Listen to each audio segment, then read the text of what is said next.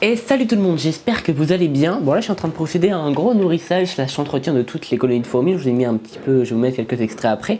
Donc j'ai enlevé toutes les cradosseries de leur aire de chasse. J'ai enlevé toutes les gamelles, je les ai nettoyées, j'en ai rajouté des nouvelles. Donc liquide sucré c'est fait. Et je vous prends maintenant, parce que du coup je l'ai dit dans la dernière vidéo, mais j'ai acheté des blattes qui sont parties au congélateur. Donc là c'est bon, elles sont congelées 48 heures machin. Et si j'en achète, c'est pour leur donner les petites fourmis, parce que je vais pas leur en donner une entière, je vais la découper pour en donner à plusieurs colonies tout simplement. Et il n'y a pas de raison que vous ne souffriez pas, vous allez souffrir avec moi, d'accord? Ça me dégoûte. Je pensais pas que ça me... parce qu'en vrai, vivante et tout, ça me... Bon, je veux pas en avoir chez moi en liberté, hein, mais ça va. Mais alors là, l'idée qu'il faut que je la coupe, ça me berque. Et du coup, je veux vous prendre avec moi pour pouvoir parler. De toute façon, je vais parler, je vais crier. Alors, il n'y a aucune raison que vous n'entendiez pas ce que je vais dire. Bon, alors la blablate en question, elle est dans cette boîte. Voilà, en plus vous voyez le bordel, c'est hyper gros. Le ciseau pour couper, il est là. Et on va y aller, on va couper ça. Oh mon dieu, ça me dégoûte. Sinon vous allez bien? Vous pouvez me le dire en commentaire, hein, y a pas de problème. Ah mon dieu. Bon, on est sûr qu'elle est morte, elle va pas se réveiller. Imagine ça gicle. Non, ça va pas gicler, ça va pas gicler. Oh mon dieu, ça va gicler, imagine le bordel. Bon, et après, de toute façon, je vous ferai un petit suivi d'élevage de toutes les colonies. Voilà, les crématogastères, les fédoles, les nicobarensis, les lasus, les pélicornis et les sanctus. Tout va très bien, il y a juste quelques petits trucs dont j'ai envie de vous parler. Mais sinon, tout va bien dans le meilleur des mondes. Et il va falloir que je coupe cette batte, de toute façon, au bout d'un moment, faut y aller. Attends, il faut que je mette de la pince. Oh là là, oh là là, oh là là, c'est le bordel. Attendez, on va y arriver, je vous assure qu'on va y arriver. Allez, on y va. Ah, mon dieu, mon dieu, mon dieu, mon dieu, mon dieu, mon dieu. Oh, c'est tout gluant à l'intérieur. Enfin, j'arrive pas à la couper, mais bon, bref, je suis sûr que c'est tout gluant. Pourquoi j'ai fait ça, moi? Parce que j'avais hésité au magasin à prendre soit des blattes, du coup, ce que j'ai fait, soit des criquets. Parce que chez criquets, ça marche bien aussi et qu'elles aiment bien. Parce que je sais que blattes, c'est beaucoup plus nourrissant pour elles et que les fourmis, en général, aiment bien. Du coup, je me suis dit, je vais prendre des blattes. J'aurais dû prendre des criquets. Ça me dégoûte beaucoup moins, les criquets. Les criquets, il n'y a pas de problème. Je vous en mange au petit-déj, des criquets, il n'y a pas de soucis. Mais là, ça fait crack. En plus, ça fait scrooge. C'est bon, tout est coupé. Tombe pas sur la table. Pardon, je crie beaucoup. Hein. Mais ça me berque. Je vais mettre ce ciseau dans l'évier, je ne m'en servirai plus jamais. Enfin, si, pour couper des autres blattes, parce qu'il y en a d'autres à couper. Bon, de toute façon, je vais m'habituer au fur et à mesure. Hein. Mais c'est abominable. Enfin, abominable, j'abuse, hein. Mais... Oh, je pensais pas que ce serait... En plus, à l'intérieur, c'est un peu... Oh, il y a plusieurs couches, on dirait un petit gâteau. Vous voyez, il y a le croustillant, et il y a la chantilly par-dessus, et il y a tout le croquant au chocolat à l'extérieur. Je préfère me dire que c'est un gâteau, ça m'aide un peu psychologiquement. Bon, alors, de toute façon, j'en donne des coups grosses colonies, enfin, celles qui ont une aire de chasse. Donc j'en ai 1, 2, 3, 4, et il y a 4 morceaux parfaits. Parce que je me voyais pas recouper un morceau, là. Je vous avoue, je me voyais pas faire ça. Je pense que les sanctus, je vais leur donner entre guillemets un tout petit bout parce qu'elles elles sont pas très insectes, enfin pour l'instant, vous me direz peut-être ça, elles vont adorer. Donc elles, je vais leur donner un tout petit bout si j'arrive à le choper, voilà. Je vais mettre du papier alu quand même dans les aires de chasse pour pas abîmer, enfin pour pas abîmer, mais pour ne pas tacher le plexi. J'arrive. Ok, j'ai mon petit bout de papier alu, hop, et on est reparti. Alors je leur dépose d'abord le papier alu dans l'aire de chasse, j'ai enlevé le couvercle périphérique, hop, je le repose là, je rechoppe ce petit bout de blatte qui me berque un peu. Oh, en plus on dirait vraiment un gâteau, il y a plusieurs couches, c'est horrible. Ok, c'est posé dans l'aire de chasse. Après, je pense, le gros, je vais le donner au nicobarensis parce que c'est la plus grande colonie. Voilà, oh mon dieu, en plus ça dépasse bien et tout, c'est dégueulasse. Oh, il y a les pattes et tout qui pendent. Hop. Bon, elle, je ne remets pas de papier alu parce que tout simplement il n'y aurait pas la place en fait de mettre du papier alu dans l'aire de chasse et en plus elles vont bientôt changer de nid. Donc je mets pas de papier alu, ça je le nettoierai assez facilement plus tard. Voilà. Le deuxième, le gros bout avec la tête, je vais le donner au Fédole pallidula. Là je pense qu'elles vont s'y donner à cœur joie quand elles vont voir la petite blatte, ça va être super. Et enfin le dernier bout, je vais le donner au Crématogastères scutellaris parce qu'elles sont aussi très friandes d'insectes. Et je pense que ça va bien leur plaire. Et comme elles sont nombreuses et tout, ça va être sympa à regarder tout ça, si j'arrive à le choper bien sûr. Et voilà, tout est déposé. Tac, c'est parfait. Bon, maintenant que cette étape un peu compliquée, entre guillemets, est passée, je vais vous parler un petit peu de toutes ces colonies au fur et à mesure. Et je vais vous expliquer, en montrant des petites images, comment ça se passe en ce moment dans mes élevages, etc. etc. Donc alors, par lesquels on va commencer? On va commencer par les Nicobarensis.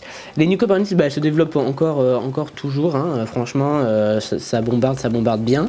Voilà, on a les 2 tubes principaux qui sont remplis et plein à craquer. Il y a beaucoup de couvains, il y a pas mal de larves, il y a encore pas mal de cocons, donc ça c'est pas mal du tout. J'avais rajouté aussi un autre tube pour qu'elles puissent stocker un peu leurs couvains, etc. et leurs ouvrières bah, quand elles naîtront. Sauf que il faut que je le change, je sais pas pourquoi, je sais pas ce qu'elles ont fait, elles ont mis des déchets et de l'humidité, du coup bah, ça est en train de pourrir un petit peu, donc je vais le déconnecter d'ailleurs tout de suite. Et on le change, et je le changerai un peu par la suite parce que bon, j'ai pas envie que ça pourrisse dans ma colonie. Et après je leur remettrai un autre tube en fait pour que la prochaine génération d'ouvrières puisse arriver tranquillement. Même si en soi je pense qu'il n'y a peut-être pas besoin, donc ce tube là je vais le laisser de côté, je vais le nettoyer, ouais, il est vraiment crade. Mais du coup donc voilà, je vais le laisser de côté, le nettoyer. Mais à part ça, tout va très bien, il y a beaucoup de couvains, beaucoup de développement. La reine, elle continue à pondre encore et encore, il y a pas mal de majors maintenant. Donc ouais, je suis vraiment content de cette petite colonie qui se développe de plus en plus hein, et qui continue son expansion. Il y a bientôt à avoir un nouveau nid qui va arriver pour cette espèce-là, parce que là, il y en a besoin pour le coup. Donc ce sera un nid esthéticant, vous verrez à quoi il ressemble. Moi, je trouve que c'est très joli. Et je sais qu'avec cette espèce-là, Nicobarensis, ça marche bien, parce que la capacité d'humidification du nid est assez élevée. Donc je pense que ça va être un bon compromis pour elles, et elles vont pouvoir bien s'éclater là-dedans. Bon, j'essaie de faire assez rapidement aussi celle-là parce que comme c'est une grosse vidéo avec beaucoup de colonies, j'essaie de faire assez court et assez concis. Mais d'autres vidéos bien sûr arriveront au fur et à mesure sur chaque espèce en particulier. Donc vous inquiétez pas là-dessus, ça arrivera. Alors, hop, les Crématogaster scutellaris. Bon alors elle, j'adore. C'est comme les Camponotus nicobarensis, ça fait que se développer. La reine elle pond en continu, c'est super à observer. Maintenant je pense franchement que je suis pas loin de la 50aine d'ouvrières. Parce qu'on a quelques-unes dans le tube, mais elles aiment bien en ce moment se mettre dans le tube de raccord entre le tube et l'air de chasse. Parce que je pense qu'il y a un peu plus de chaleur ici, vu que dans l'appart, en fait, c'est pas qu'il fait froid, mais on aime bien en fait laisser rentrer le froid parce que sinon il fait très chaud très rapidement. Donc même s'il y a le tube de chauffage, du coup, le tube de chauffage, le tuyau le câble chauffant, je vais y arriver, merci. Et donc on les laisse quand même à température ambiante des fois, mais voilà, je pense qu'elles sont un peu plus chaudes dans l'air de chasse, enfin pas loin de l'air de chasse, elles sont pas dedans mais pas loin. Mais voilà, ça se développe bien, il y a pas mal de couvains, enfin il y en a beaucoup d'ouvrières, beaucoup d'activités, c'est super sympa à observer. Et c'est toujours actif, c'est super, et en plus vraiment le couvain, mais c'est juste impressionnant. Et franchement c'est super cool à observer. Voilà pour les petites Crématogaster scutellaris.